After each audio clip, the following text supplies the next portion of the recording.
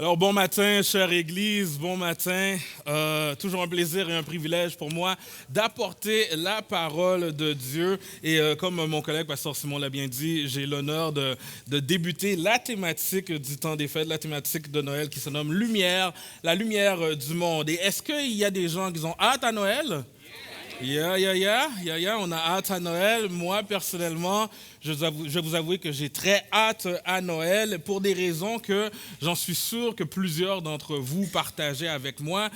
J'ai particulièrement hâte cette année parce que on va relaxer, hein, parce que le temps arrive où est-ce que là, on va ralentir, on va prendre ça plus relax. J'ai hâte parce que j'ai hâte à des retrouvailles, de retrouver des gens que ça fait depuis longtemps que j'ai pas vu, des gens que j'aime, on va passer des bons moments ensemble. J'ai hâte. Moi, je suis quelqu'un qui aime l'ambiance de Noël. Je suis quelqu'un, là, moi, je suis la personne que le sapin de Noël est décoré, ça fait depuis quelques semaines déjà. Okay? J'aime les lumières, la musique de Noël, j'aime certaines traditions, les films et la bouffe. Hein?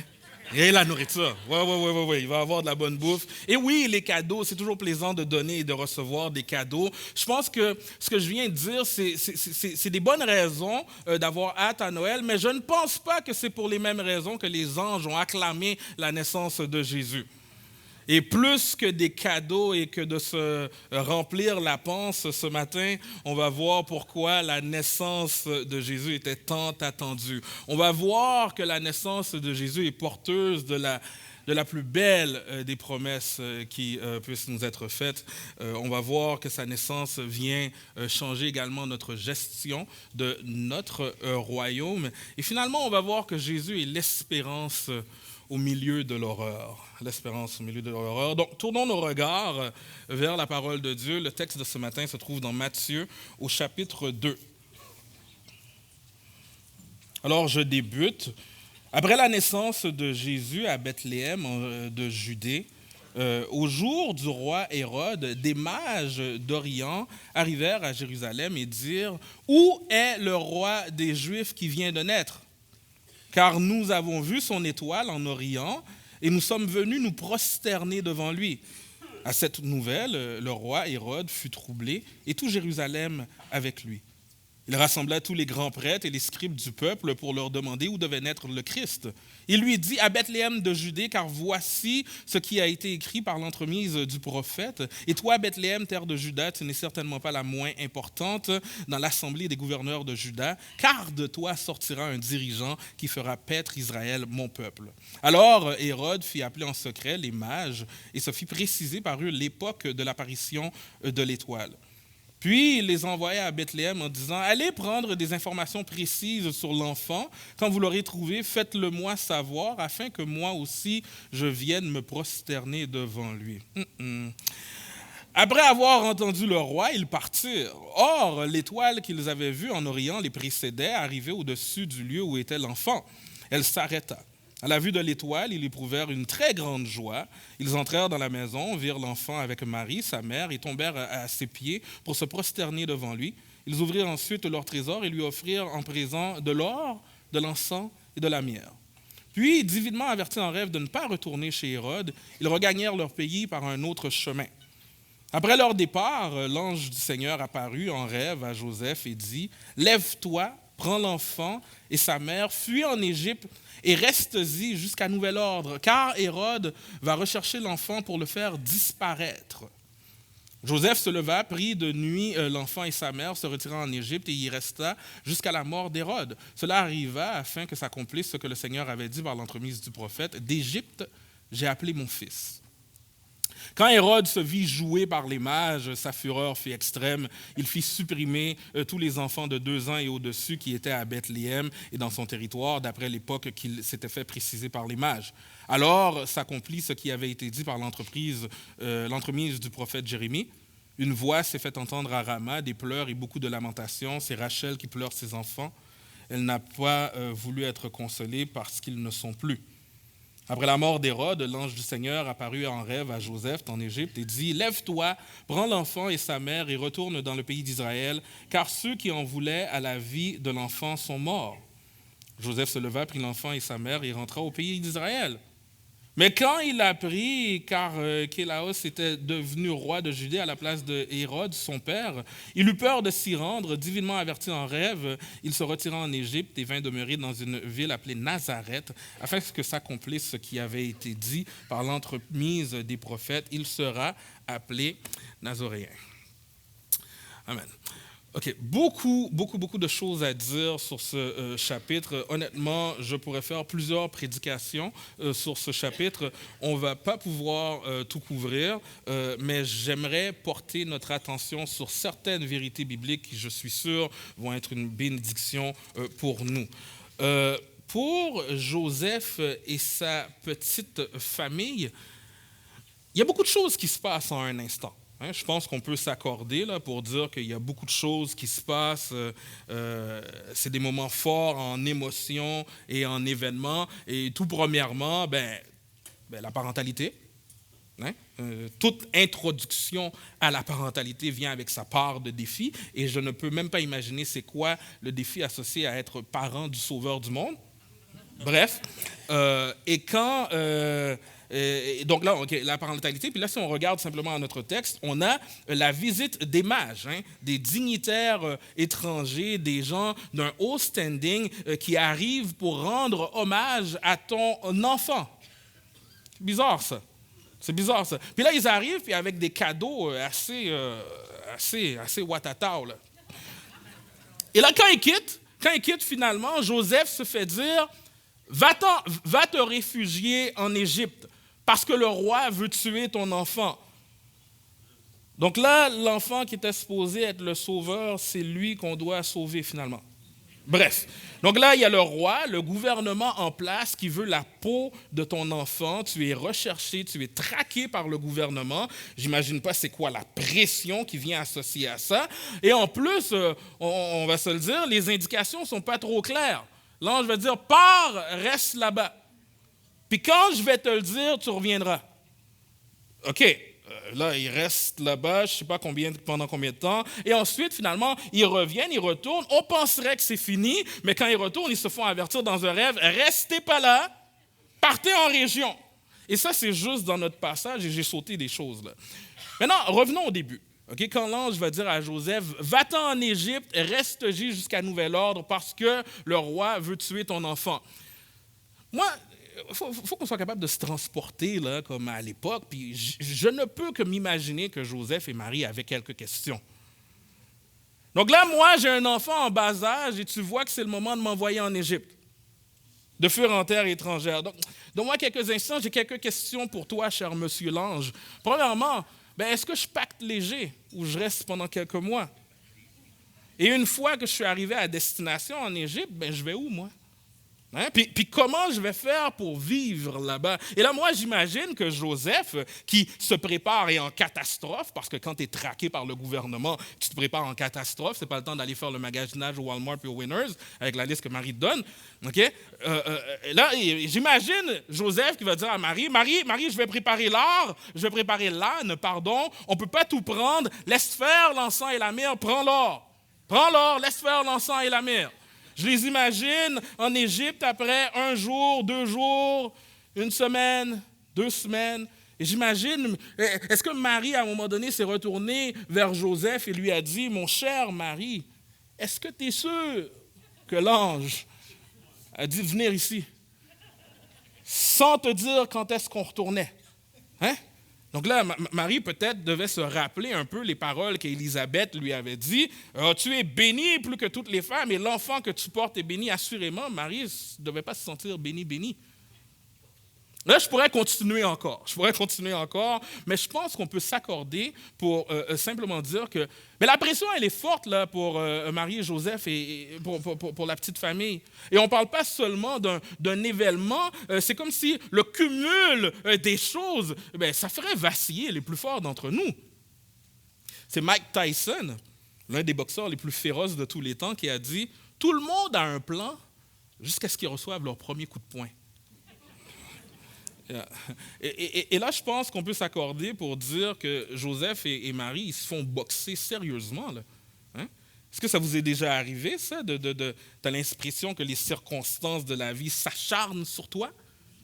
Hein? Quand tu reçois le coup de poing là, qui vient brusquement changer tes plans.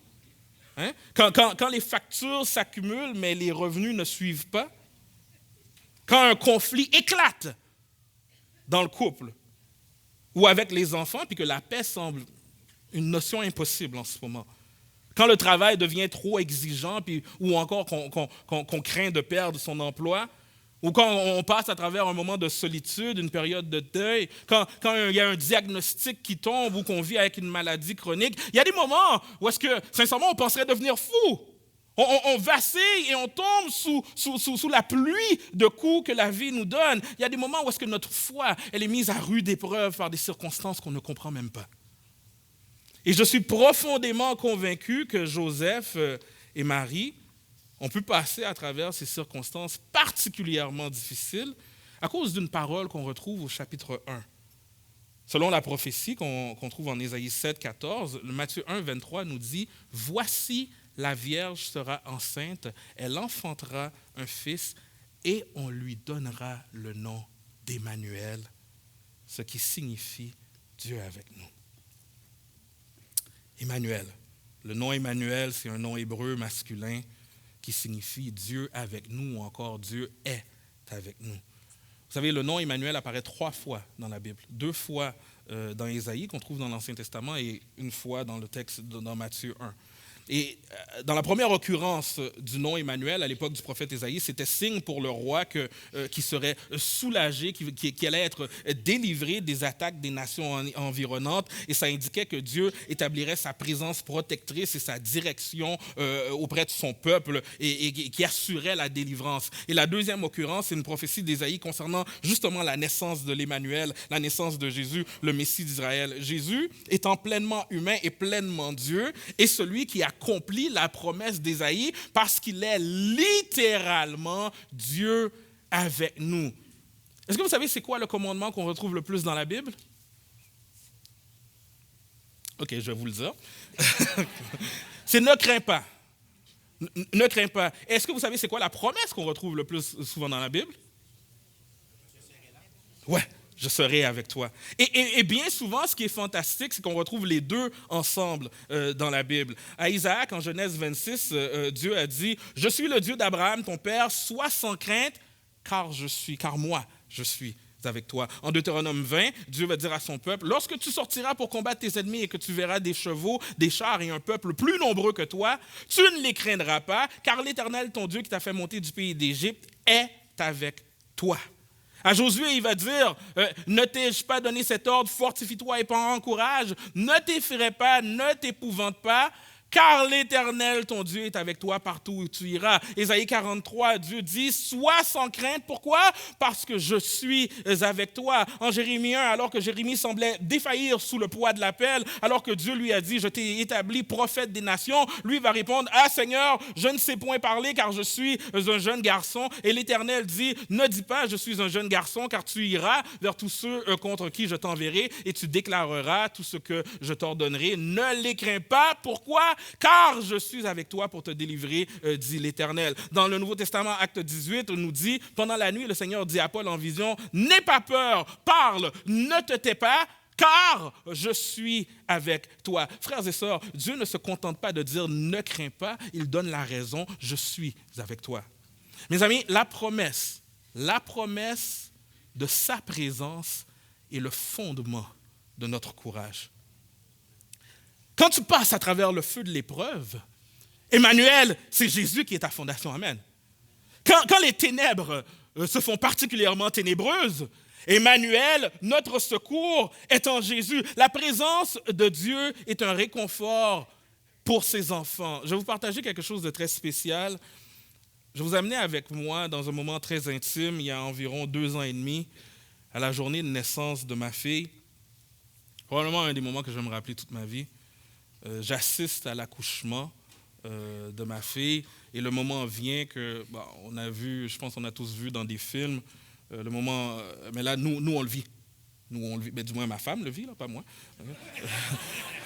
et là, ce fameux moment où est-ce que le corps médical présent va dire, OK, là, pousse! Puis moi, je suis à côté de ma femme, puis quand ils disent pousse à ma femme, c'est comme si moi, je suis à côté, puis j'essaie de pousser aussi. Je sais pas pourquoi, ça a été un réflexe chez moi, OK? Je veux l'aider, bref.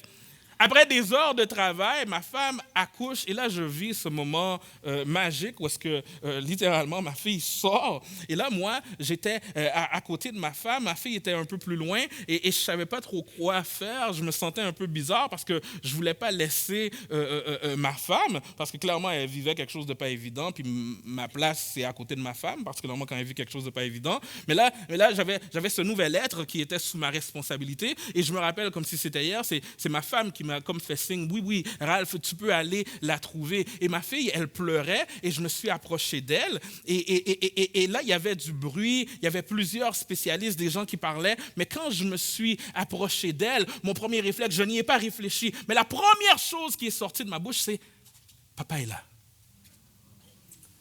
Papa est là. » Et la chose que j'ai trouvée fantastique, c'est parce que on dirait vraiment, parce que quand j'ai dit ça, au milieu du bruit, au milieu des gens qui parlaient, de plein de choses qui se passaient, c'est comme si elle a automatiquement reconnu ma voix. Elle a arrêté de pleurer automatiquement. C'est comme si elle tendait l'oreille. Elle a comme reconnu la voix de son...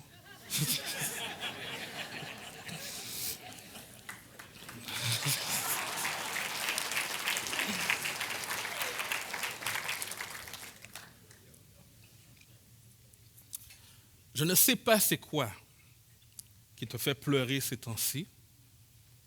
Je suis venu ce matin pour te dire, ton Père est là. Ton Père est là.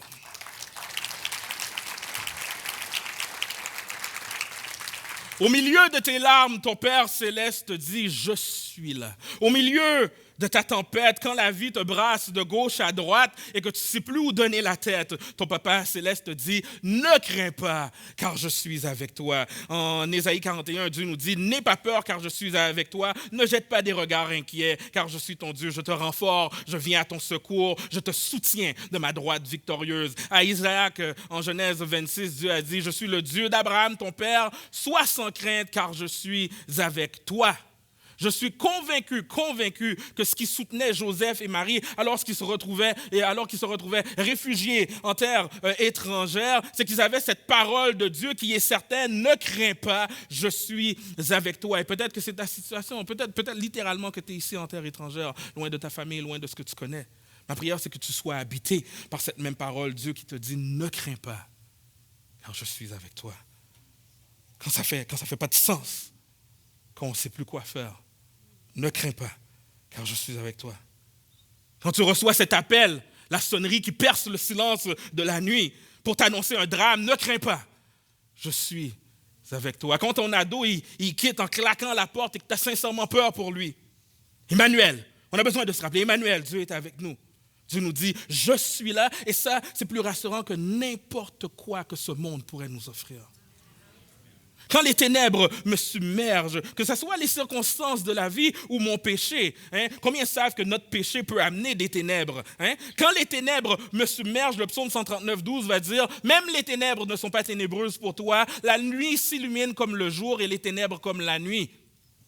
Son regard, sa présence perce nos ténèbres. Au milieu de la souffrance, Dieu est avec nous. Jésus est la promesse incarnée. Par le Saint-Esprit, Jésus est présent, plus présent que je le suis devant vous. Dieu est avec nous d'une façon qu'on ne pourrait pas s'imaginer. De la même façon que je suis là, devant vous. Dieu est vraiment là, il est immatériel, donc c'est d'une autre façon qu'il est là, mais il est là. Il y a un chant qui va dire, il y a un chant qu'on chantait, je ne sais pas si on chantait ça ici, là, avant, mais il y a un chant là, qui dit, il est en haut, en bas, devant, derrière, autour de moi. Il est en haut, en bas, devant, derrière. Oui, amen. Mais Jésus n'est pas seulement partout autour de moi, Jésus est aussi à l'intérieur de moi. Jésus est tellement là, et je trouve que c'est ce penseur du nom de Pierre Lebel qui va le dire d'une façon remarquable, Christ est au fond de moi, plus profond que moi. Dieu, Emmanuel, Dieu est avec nous. OK, maintenant, tournons nos regards vers Hérode. Hérode, un personnage funeste. Hérode est un non-juif, un édomite. Donc, il ne peut pas être le roi légitime des Juifs. Hérode redoute, il hait la suggestion d'un rival. Et Hérode est assis sur ce trône uniquement grâce à Rome qui l'a installé là. Hérode est intelligent, rusé, mais cruel et impitoyable. Les historiens rapportent que, redoutant une certaine menace, il a fait noyer le souverain sacrificateur qui était son beau-frère, le frère de sa femme, et par la suite, il a organisé des funérailles magnifiques où est-ce qu'il faisait semblant de pleurer. Par la suite, il a tué sa femme, sa belle-mère, et craignant que ses fils prennent sa place, il a tué un total de 3 de ses propres fils. Voici ce qu'un historien nous raconte, une des plus grandes preuves de sa soif de sang et de sa cruauté infâme, et qu'il fera arrêter et emprisonner les citoyens les plus nobles de Jérusalem, peu de temps avant sa mort. Étant donné qu'il sait que personne ne pleurera sa mort, il ordonnera que ces prisonniers soient exécutés au moment de sa mort afin de s'assurer qu'il y aura deuil à Jérusalem à sa mort. Quand on entend ce genre de choses sur cet homme, on peut mieux saisir que les actions les plus horribles n'étaient pas hors de portée de la main pour lui. Hérode, et la lecture de notre texte nous fait comprendre qu'il était capable des pires atrocités. Vous savez, il y a des rois qui sont mauvais et il y a des rois qui font des génocides infantiles. Et là, on va revenir plus tard aux actions scandaleuses de notre texte, mais j'aimerais premièrement m'attarder sur un autre fait. Vous savez, en attendant ce que les mages ont dit, le texte nous dit que Hérode fut troublé. Un euphémisme ici. Et ça, je peux comprendre. Tu as des magistrats, des dignitaires, des gens qui arrivent dans ton palais, chez toi, et qui disent « Il est où le roi? On veut rendre hommage. » Alors clairement, si tu rentres dans le palais du roi, tu parles au roi et tu dis « Il est où le roi? » Tu te magasines du trouble. Pour Hérode, lui, ce qu'il entend, ce n'est pas la simple bonne nouvelle de naissance d'un enfant. Là. Lui, il comprend qu'il y a un potentiel autre roi qui va venir, qui vient menacer, qui va venir prendre son royaume. Hérode règne et est souverain dans son royaume. Il ne veut pas céder la place à un autre. Il ne veut pas voir son règne menacé. Clairement, Hérode n'a aucune bonne intention à l'égard de Jésus. Bethléem n'était pas si loin de ça que lui. On parle d'environ 8 kilomètres. C'est à peu près la distance entre ici et le Carrefour Laval. Donc, clairement, Hérode ne veut pas réellement rendre hommage, se prosterner ou adorer ce nouveau roi. Hérode comprend très bien ce fait. 2 rois ne peuvent coexister dans un même royaume. Je me rappelle, ma mère m'a déjà dit ça. Bref, ça, c'est une autre histoire. Ça, c'est quelque chose qu'on peut également saisir. Imaginez pendant un instant que vous m'invitez à souper chez vous. Vous êtes bien accueillant, bien gentil. Puis là, vous me dites, « Pasteur Ralph, on est content de te recevoir. Fais comme chez toi. » Donc là, on comprend très bien que cette fameuse phrase qu'on se fait dire, ou quand on dit « fais comme chez toi », c'est une façon de parler pour se dire, ben, « mets-toi à l'aise, on va passer un bon temps, sois relax. Hein? » Ça ne veut pas littéralement dire « fais comme chez toi ». Et là, je sais, il y en a certains qui vont dire, non, pour moi, quand je dis « fais comme chez toi », c'est vraiment « fais comme chez toi ». Parce que le « fait comme chez toi », il est relatif. Hein? Il est relatif. Il y en a pour qui il y a beaucoup qui est inclus dans le « fait comme chez toi ». Hein? Et c'est vrai, moi, je connais des gens qui, sans aucun stress, vont dire à des invités, « Ben oui, va t'allonger sur mon lit dans ma chambre, allonge-toi, repose. » Il y a quelqu'un qui dit, « Ah! »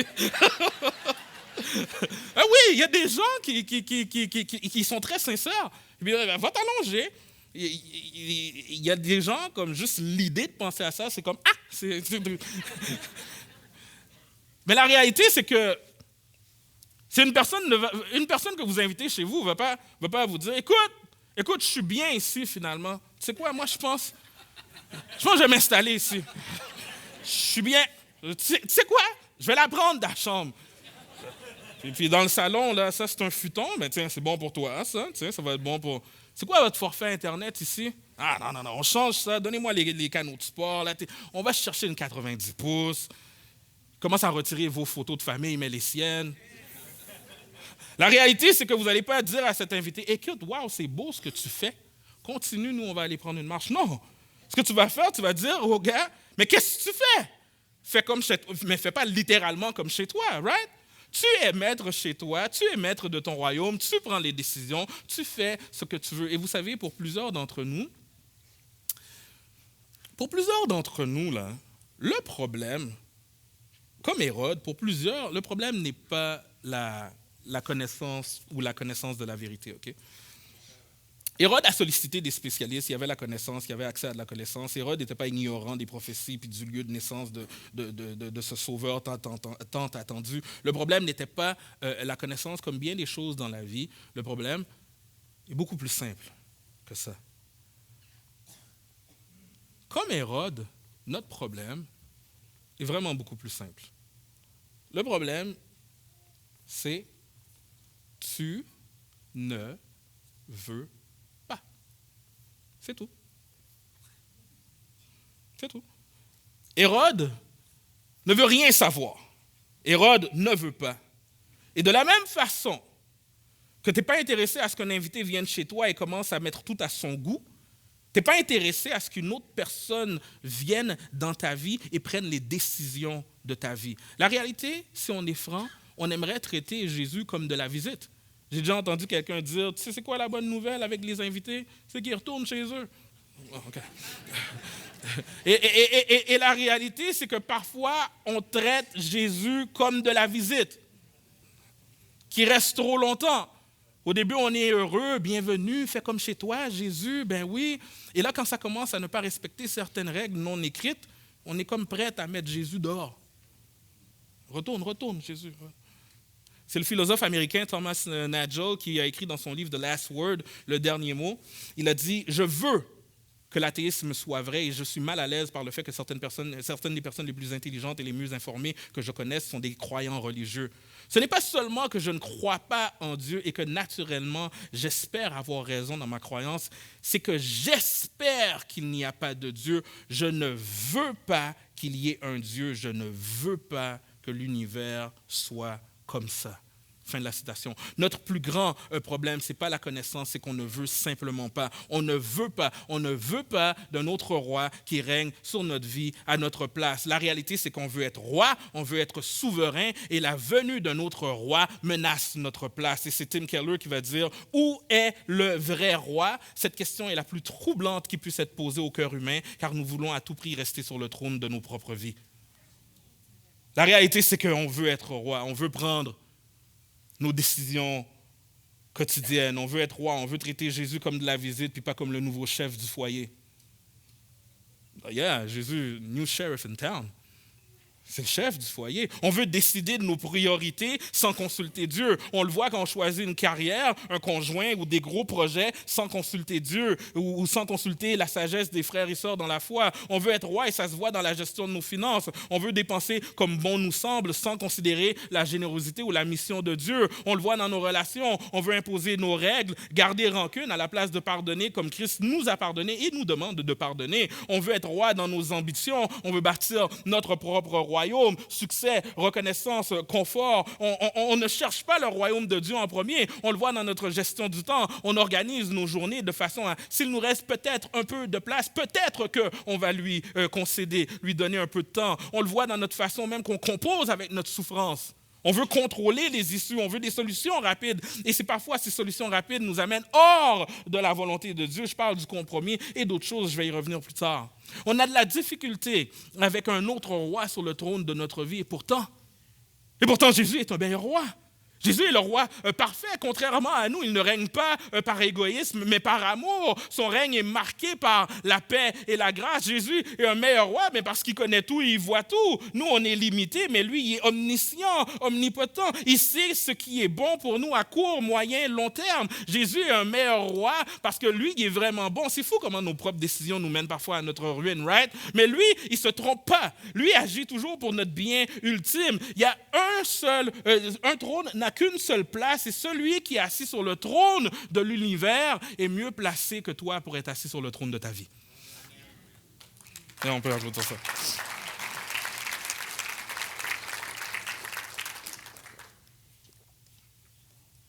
On ne veut pas de Jésus comme roi parce qu'on a peur de perdre notre liberté. On a peur de perdre plein de choses.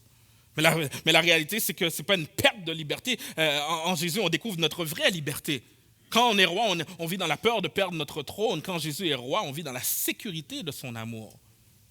On a de la difficulté avec ce principe-là parce qu'on pense que Jésus vient pour éradiquer tous les plaisirs de notre vie. Il nous prend la liberté, il nous prend... Et je vous dirais, ce n'est pas nécessairement faux, hein, parce que Jésus a pris, il prend les décisions, il prend le contrôle. Jésus prend beaucoup. Mais oui, Jésus prend beaucoup, mais il nous redonne tellement plus. Jésus a pris mes peurs et il me donne courage et paix. Jésus a pris mon amertume et il me donne douceur et pardon. Jésus prend mon isolement et me donne communion avec lui et avec son peuple. Jésus a pris ma culpabilité et il me donne le pardon complet. Jésus a pris nos larmes et il nous donne une joie qui dure éternellement. Jésus a pris notre tristesse et il met un chant nouveau dans notre bouche. Jésus a pris notre vide intérieur et il nous donne la plénitude de sa présence. Jésus a pris notre honte. Mon ami, Jésus prend ta honte. Et quand c'est Jésus qui te dit « relève la tête », mon ami, tu ne baisseras plus jamais la tête devant personne. Yeah. Ces personnes qui te rappellent les erreurs de ton passé, maintenant tu les regardes avec compassion parce que c'est eux qui sont encore pris dans le passé. Jésus a pris notre passé brisé et il nous donne un avenir glorieux. Jésus a pris notre esclavage du péché, il nous donne la victoire sur le péché. Jésus a vraiment pris nos chaînes et il nous donne vraiment la liberté. Vous savez, ça serait difficile de passer sous le silence le fait que dans notre texte, on voit Jésus qui inaugure littéralement le nouvel exode. Dieu a sauvé son peuple en le délivrant miraculeusement d'Égypte et tout comme Dieu a délivré son peuple de l'esclavage des Égyptiens dans l'Ancien Testament, il délivre maintenant son peuple de l'esclavage du péché. De même qu'Israël était le fils de Dieu tiré d'Égypte, de même maintenant Jésus en tant que fils de Dieu était tiré d'Égypte. Donc mon ami, Jésus a vraiment pris nos chaînes, il nous libère du péché et il nous donne vraiment la vraie liberté. C'est ce qu'il fait. Jésus a pris ma souillure et il me rend blanc, plus blanc que neige. Et c'est pour ça que nous, chrétiens, on peut chanter des chants qui sonnent vraiment bizarres à l'oreille de la personne qui n'est pas chrétienne. Justement, qui connaît ce chant « blanc, plus blanc que neige » ? Yeah. Le troisième strophe du chant va dire « Ô Jésus, ton sang précieux a lavé mon iniquité. Oui, tu m'as répondu des cieux, ton amour m'a tout pardonné. Je te contemple et je puis croire qu'en toi j'ai complète victoire. Au pied de ta croix maintenant, je me relève triomphant. Blanc, le refrain va blanc, plus blanc que neige, blanc, plus blanc que neige, lavé par le sang de l'agneau. Mon cœur est plus blanc que la neige. Il est l'agneau de Dieu, le sacrifice ultime pour nos péchés. Et par son sang qui a coulé à la croix, il nous lave, il nous pardonne et il nous sanctifie. Donc oui, Jésus prend le contrôle, mais il prend aussi tout ce qui nous détruit pour nous donner tout ce qui nous fait vivre. Quand Jésus règne, ce n'est pas une perte, c'est un gain éternel. C'est la vraie liberté, c'est la vraie joie, c'est la vraie vie. Amen.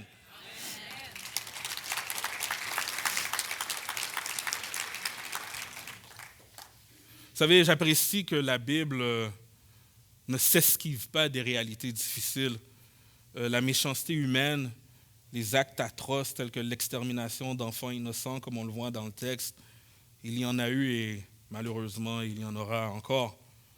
Et je trouve ça très spécial, par contre, que la venue du Sauveur soit accompagnée de cet événement horrible qu'on trouve dans notre texte. Donc, semble-t-il que dès le premier Noël, il y avait cette tension présente entre la beauté et la laideur et l'horreur.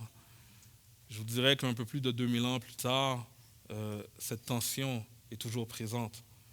Vous savez, dans nos maisons, il va y avoir de la nourriture en abondance, les breuvages couleront à flot, et en même temps, la solitude et le besoin va frapper durement certaines personnes. C'est Michel Onfray, un philosophe français, qui dit « Je songe aux anciens avancés en âge qui ne sont pas sans songer que l'année suivante, le repas aura peut-être lieu sans eux et que c'est peut-être leur dernier Noël sur terre, en songeant avec mélancolie à ce qu'ont été les lointains Noëls de leur enfance. Je songe à ceux qui seront seuls, invités par personne, oubliés, délaissés, abandonnés comme les chiens, attachés à un arbre avant de partir en vacances pour ne pas s'encombrer la vie. Ils regarderont à la télévision une émission enregistrée un mois plus tôt, ils mangeront une tranche de jambon partagée avec leur chat ou leur chien. Leur téléphone ne sonnera pas. Je songe à ceux qui, attirés par le chant des sirènes du capitalisme européen, ont risqué leur vie pour traverser la Méditerranée en espérant un Eldorado français qui s'avère un enfer et qui, sans toit, sans table, sans pain, sans famille, sans argent, se retrouveront dans un hall d'immeubles avec des SDF pour chercher l'endroit où le froid se fera le moins vif. Fin de la citation. Je vais inviter les musiciens à venir me rejoindre. Un texte poignant, vrai. Vous savez, on dirait que l'abondance de nourriture, cette ambiance chaleureuse, les cadeaux, le bon temps vient anesthésier la douleur environnante. Je serais le porte-voix de plusieurs si je disais, laissez Noël tranquille, laissez donc Jésus tranquille, mettons-le de côté pour qu'on puisse s'occuper des personnes dans le besoin, des personnes abandonnées. La souffrance, la désolation, la méchanceté étaient présentes dans notre texte de ce matin. La souffrance, la désolation et la méchanceté sont encore présents aujourd'hui. Mais j'aimerais avancer que c'est justement pour ça que Jésus devait naître. Dans sa souveraineté, Dieu ne permettra pas que le mal ait le dernier mot. Le mal et la souffrance sont temporaires. Voici ce que Dieu va nous dire au psaume 37. « Car les bras des méchants seront brisés, mais le Seigneur soutient les justes. » Dieu permet le mal pour un temps, mais un jour, le mal sera détruit. Et je ne sais pas pourquoi certaines tragédies arrivent, mais je peux être réconforté parce que je sais qu'en Christ, je suis réconcilié avec Dieu et un jour, il n'y aura plus de tragédie, il n'y aura plus de meurtre, il n'y aura plus de maladie, il n'y aura plus de mort soudaine, il n'y aura plus de pleurs. Je le crois parce que la parole de Dieu va nous dire en Romains 8, 18, « J'estime en effet qu'il n'y a pas de commune mesure. » Il n'y a pas de commune mesure entre les souffrances du temps présent et la gloire qui va être révélée. Il n'y a pas de commune mesure. Et la gloire qui va être révélée en nous. Si tu as de l'espoir que la pleine justice de Dieu va s'accomplir ici-bas sur terre, mon ami, tu te trompes. Si tu penses que l'enfant de Dieu ne va pas connaître des tragédies, des maladies, mon ami, tu as des attentes qui ne sont pas bibliques. Et c'est justement ces fausses attentes qui poussent certaines personnes dans certaines avenues. Vous savez, dans le cadre de ma maîtrise, j'ai récemment pris un cours dont le titre était « L'occultisme et l'Évangile ». Un cours vraiment intéressant. Et une des choses qui m'a marqué dans ce cours, c'est que très souvent, le chemin qui mène vers l'occulte prend naissance dans la souffrance. Ce qui m'a frappé, c'est de voir à quel point le diable se joue de la souffrance et de l'ignorance des gens. Les gens souffrent et parce qu'ils ne connaissent pas ou ne sont pas satisfaits avec les réponses du christianisme et parce qu'ils veulent une solution ici et maintenant, ils se tournent vers l'occultisme, ils se tournent vers des choses qui les enfoncent plus loin dans leur misère et leur tourment. Si ton espoir est dans cette vie, tu risques d'être malheureux. Si ton espoir est dans une vie sans difficulté, tu risques d'être malheureux parce que certaines personnes veulent une solution ici. Maintenant, ils se tournent vers l'occulte. Et pourtant, notre espoir n'est pas de ce monde. Paul va nous dire, si donc vous êtes ressuscité avec Christ, et tout chrétien né de nouveau est mort et ressuscité avec Christ, si donc vous êtes ressuscité avec Christ, cherchez les choses d'en haut, où Christ est assis à la droite de Dieu. Affectionnez-vous des choses d'en haut et non à celles qui sont sur la terre, car vous êtes morts et votre vie est cachée avec Christ en Dieu. Quand Christ, votre vie, amen, paraîtra, alors vous paraîtrez vous aussi avec lui dans la gloire. Vous savez, la méchanceté de l'homme ne cesse de m'étonner. À travers Hérode, on le voit. Et c'est justement pour ça qu'on avait besoin d'un sauveur. Il fallait que Jésus naisse pour nous sauver de ça. C'est pour ça qu'il est venu vivre la vie qu'on ne pouvait pas vivre et mourir la mort. Donc on devait mourir, affronter le rejet du Père, vaincre le péché et la mort par sa résurrection. Jésus n'est pas venu pour qu'on ait des vies plus confortables. Jésus n'est pas venu pour que nos vies soient sans difficulté, constamment agréables, pour que ça soit rempli de bonheur temporaire chaque jour, pour que ça soit facile. Et il vient pour que se produise quelque chose de bien plus grand. Il a tout accompli pour qu'on puisse être bénéficiaire du salut éternel. À quoi ça me servirait d'avoir une vie faste, remplie de bonheur temporaire, pour finalement aller en enfer? C'est Johnny Erickson Tada, quadriplégique à l'âge de 17 ans, qui a dit « Pour moi, le vrai contentement sur terre consiste à attendre moins de cette vie parce que bien plus nous attend dans la prochaine. » C'est elle aussi qui a dit « Dieu n'a pas choisi de me guérir, mais il a choisi de me porter, de me prendre dans ses bras. Plus la douleur s'intensifie, plus son étreinte se resserre. Alors j'aimerais terminer avec cette citation de Charles Spurgeon qui dit « Emmanuel, Dieu avec nous, c'est la terreur de l'enfer. Satan tremble à ce nom. Emmanuel, qu'il vienne soudain contre toi, et si tu murmures seulement ce mot, Dieu est avec nous, aussitôt il recule confondu et désorienté. Dieu avec nous est la force de celui qui travaille. Dieu avec nous.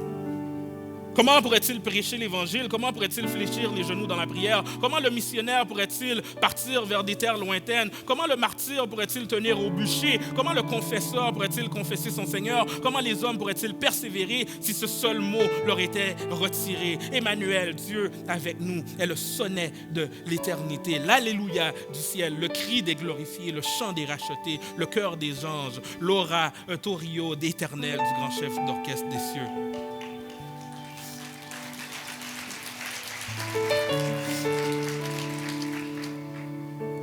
Il poursuit en disant « Festoyez, chrétiens, festoyez. Vous en avez pleinement le droit. Mais dans vos réjouissances, pensez à l'homme de Bethléem. Que lui soit donné une place dans vos cœurs. Rendez-lui la gloire. Pensez à l'homme qui est né, à l'enfant qui nous a été donné. » Et permettez-moi ce matin de terminer en empruntant les mots de Spurgeon, de cette même citation, qui va dire en prédication à son Église, je termine en vous disant un joyeux Noël à vous tous.